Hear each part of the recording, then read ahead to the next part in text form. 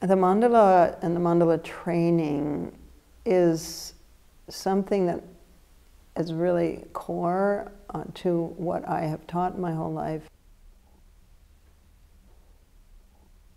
Essentially, the mandala is a template of wholeness. It is a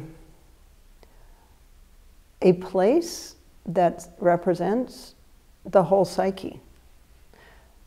That's how Jung talked about it.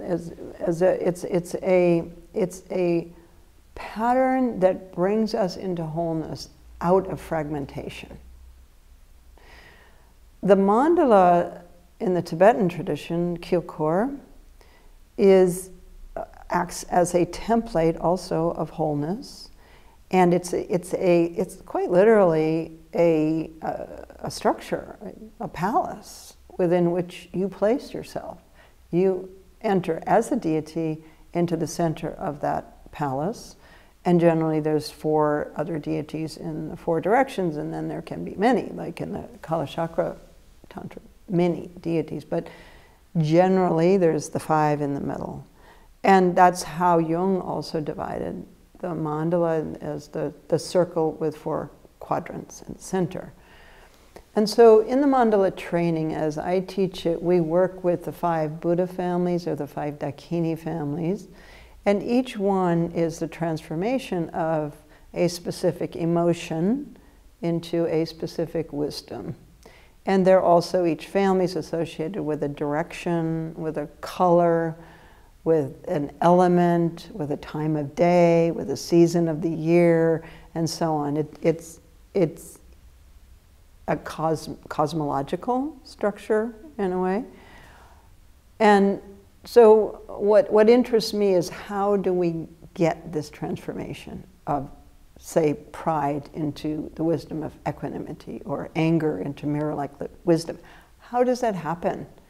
And so the mandala training works with the mandala in a very simple way, in terms of working with seed syllable sounds and color. And then, of course, the transformation into the attributes and the symbolic meaning and so on of the Dakinis. And so it's a way of using that traditional mandala, which can be extremely complex, for inner development and for coming into an experience of wholeness. So what I saw when I was writing this book, Women of Wisdom, was that we had, on the one extreme, very scholastic and highly complex understanding and studies of and books about the mandala.